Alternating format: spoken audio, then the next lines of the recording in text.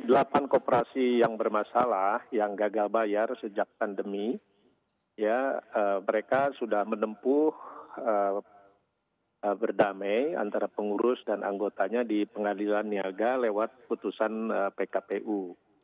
Nah, kami membentuk Satgas untuk mengawal jalannya putusan PKPU.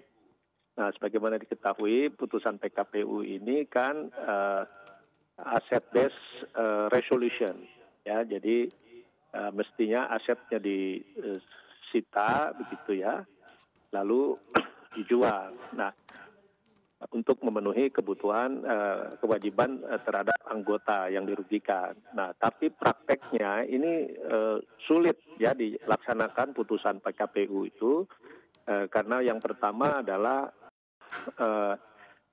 aset-asetnya itu tidak dimiliki oleh koperasi, ya, tapi digelapkan oleh pengurusnya, ya, seperti dalam temuan PPATK.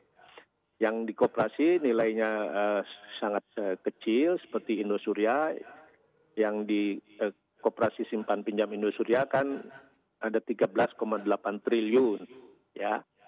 Tapi yang disita polisi kita kira 2,1 triliun. Nah, yang kedua, kelemahan dari PKPU ini di Undang-Undang PKPU dan kepailitan itu, kalau putusan PKPU tidak dijalankan, itu tidak ada tindak pidana untuk koperasinya. Nah, memang putusan PKPU itu masih tetap berjalan, ya, sampai ada yang sampai 2004, ada yang sampai 2006. Nah, yang ketiga, putusan PKPU ini tidak menunjuk manajemen baru atau menunjuk pemerintah yang akan mewakili anggota untuk menjual asetnya, melakukan settlement aset. Tapi diserahkan atau kepada manajemen lama yang sudah gagal. Nah, tiga hal itu membuat putusan PKPU itu tidak bisa jalan dengan baik. Seperti koperasi simpan pinjam Indosuria itu baru 15,5% realisasi putusan PKPU-nya. Lalu KSPSB itu baru 3%. Nah, kira-kira seperti itu. Nah, kami sudah meminta koordinasi dengan Menko Polhukam, Pak Mahfud, karena ini sudah di wilayah penegakan hukum putusan PKPU itu, supaya ada tindakan tegas pemidanaan terhadap para pengurus yang sudah melakukan penggelapan aset milik koperasi dan penyitaan aset untuk dilakukan dijual lah gitu untuk memenuhi kebutuhan pembayar ke para anggota. Oke. Nah, sayangnya, apakah artinya Pak Teten? Ya, izin, ya. Apakah artinya tadi untuk KSP Sejahtera Bersama ini mungkin kasusnya akan sedikit berbeda begitu untuk hasil ataupun juga vonis dari hakim begitu akan berbeda dengan KSP Indosuria sendiri? Karena kalau dari putusan hakim untuk pemilik Indosuria kan disebutkan bahwa memang terbukti salah secara perdata bukan pidana, Pak. Ya, ini kami sudah bahas dengan Menko Polhukam ya. Waktu itu diundang juga ada Kabareskrim, Jampidum, PPATK, OJK, dan waktu itu memang kita sudah minta Jampidum untuk melakukan kasasi. Karena kalau laporan dari Bareskrim dan Jampidum ya, yang didakwakan itu kan penggelapan aset koperasi oleh Henry Surya, ya. Jadi ini pidana. Sehingga agak aneh kalau pengadilan itu memutuskan bahwa ini perdata.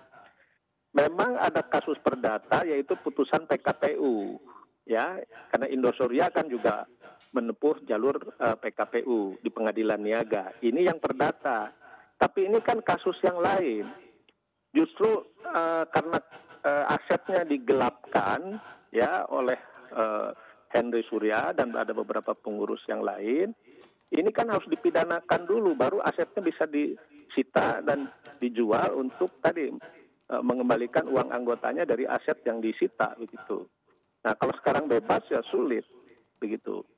Oke, tapi seperti itu artinya ya. dengan kata lain Pak Teten Anda sendiri, beranggapan begitu ya bahwa seharusnya secara pidana juga, dihukum begitu untuk Henry Surya, Pak Teten? Iya jelas-jelas laporan PPATK-nya Henry Surya menggunakan uang koperasi itu ya yang milik anggota itu untuk keperluan pribadi ya dibelikan disimpan di perusahaan-perusahaan afiliasinya itu kan penggelapan ya ini harusnya dipidanakan karena Hmm. itu Jampidum memang akan melakukan upaya hukum lain ya termasuk juga kasasi. Oke, baik baik. Nah, kemudian di satu sisi, Pak Teten begitu ya, tadi Anda juga menyebutkan bahwa PKPU untuk kasus, KSP Sejahtera Bersama ini juga mungkin agak sulit, dilakukan begitu ya, karena memang kapexnya juga kecil, asetnya juga jauh di bawah total kerugian. Tapi di satu sisi asistensi dari pemerintah agar korban atau nasabah dari, koperasi ini bisa kembali mendapatkan haknya seperti apa, Pak Teten? Ya kan kami sudah bentuk satgas, setiap hari hampir semua koperasi yang bermasalah itu terutama KSP-SP dengan Indosuria itu kan sudah eh, apa, eh, konsultasi terus dan kita dampingi juga. Sebenarnya ada mekanisme lain, kita sarankan waktu itu kepada para anggota KSP-SP supaya membentuk atau di dalam rapat anggota tahunan ya itu mereka memilih manajemen baru gitu ya. Nah kalau sekarang manajemen lamanya pengurus lamanya masih eh, tidak diganti lewat mekanisme internal koperasi ya nggak akan jalan ya gitu. Nah pemerintah kan tidak bisa ikut campur sampai ke sana di undang-undang koperasi itu. Koperasi itu mengawasi dirinya sendiri. Ya, Kemenkop itu tidak punya kewenangan untuk melakukan pengawasan. Pengawasan yang dilakukan oleh kami itu sekarang landasannya hanya Permenkop sehingga lebih banyak berfungsi sebagai pembinaan lah. Ya karena tidak punya kekuasaan misalnya memaksa, memanggil ya kita panggil pun tidak datang manajemennya, pengurusnya ya kita nggak bisa ngasih sanksi. Berbeda misalnya di OJK. Kalau OJK manggil bank gagal bayar itu kalau tidak datang itu dipidanakan. Ya, kalau telat laporan mereka harus didenda dan lain sebagainya. Nah ini yang saya kira ada kekosongan hukum di koperasi ini mengenai pengawasan.